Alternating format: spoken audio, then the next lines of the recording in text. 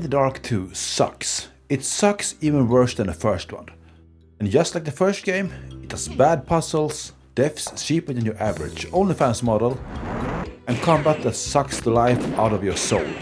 Join me for the next 10 minutes to find out more.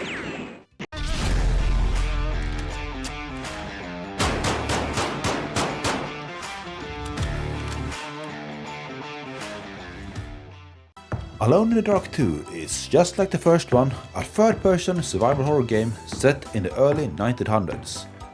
You are off to a mansion to rescue some kid from the local mafia. You soon find yourself in a showdown with both undead gangsters and pirates. A lot of undead gangsters and pirates. I mean, how bad can it be? It's bad. It's really bad. It's even worse than the first one. And you know what? Fucking hell. Fuck. It gets bad as soon as you press enter.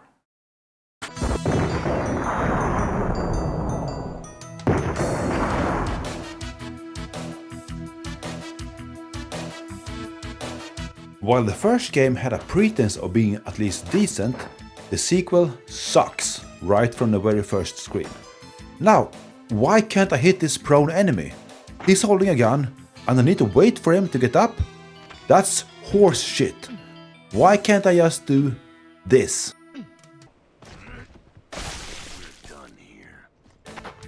But that's only the start of your suffering. Once you get to the garden maze, things get worse. Way worse. There are enemies around every corner and they all have guns. You have guns too, but aiming is slow and unresponsive.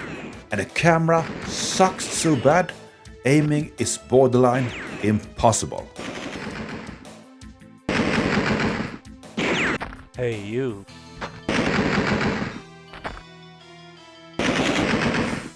To make things even worse, enemies constantly shoot at you from off-screen. It's cheap beyond belief. In the first game, the camera sucked too, but at least enemies had the courtesy to be on the same fucking screen. At this point, one thing is very clear. Enjoyment was not the objective for this game. Now, how do you fuck up a zombie killing game this bad? I mean, it's just some guy running around with guns and blasting zombies. It's kind of like...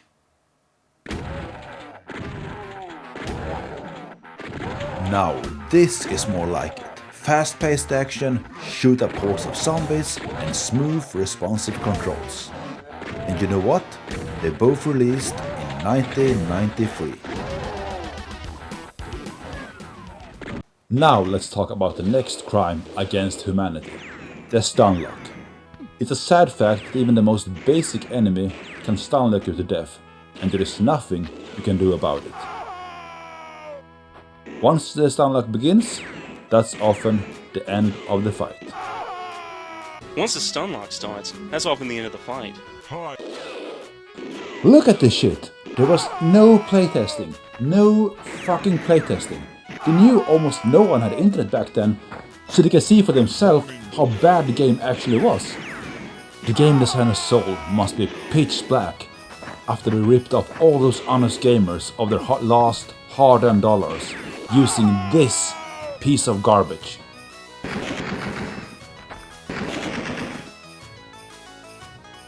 Can you imagine being a game reviewer back in the day? Being forced to review this piece of shit? Yes. Playing Alone in the Dark 2 and getting paid.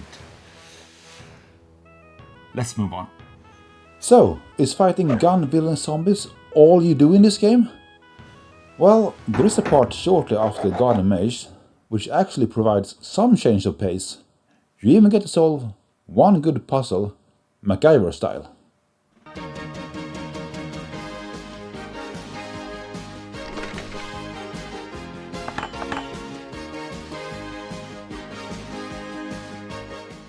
I never was a person of religion, but at this point I was ready to convert to anything just to never suffer that shitty combat ever again. Sadly, no one heard my prayers, and once you enter the house, that hope dies with the rest of your dreams and aspirations. It's more of the same. More zombies, more gunfights, more stunlocks, and more cheap deaths. So, how do you actually beat this game? Well, you glitch, abuse, and exploit. Yes, you exploit like there is no tomorrow. And there are two ways to do it. Number 1. Forget the guns. Guns suck monkey balls. For some reason, most enemies can't hit you if you get close enough. Yet another proof of absent playtesting. Number 2. If all else fails, go to the doorway, wait for the enemy, and start swinging.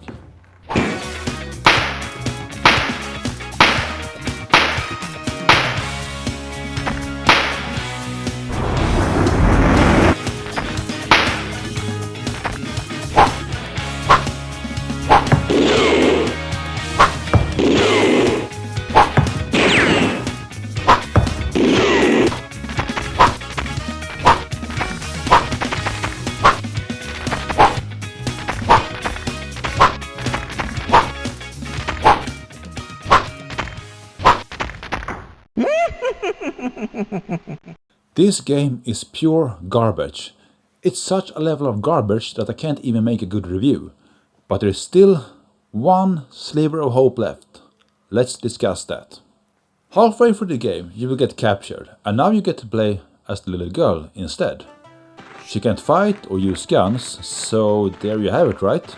Now we get good puzzles, character development, and interesting gameplay, right? Right?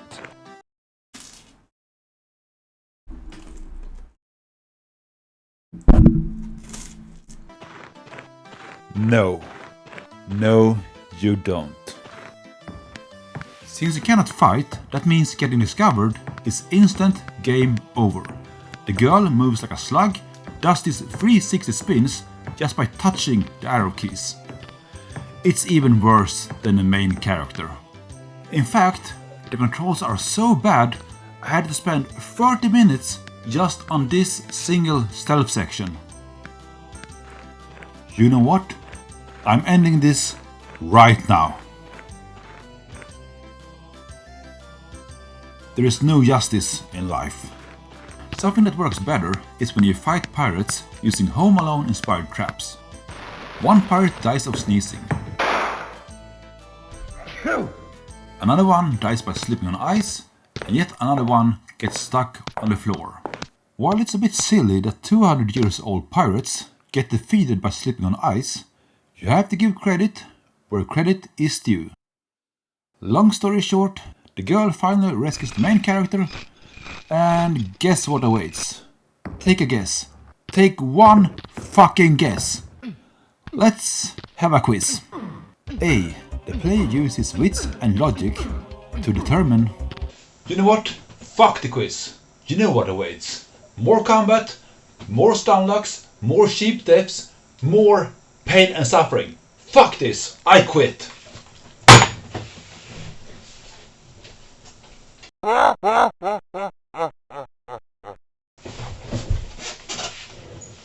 You laughing at me? I don't see anyone else around here, so you must be laughing at me. You know what? Let's finish this piece of shit.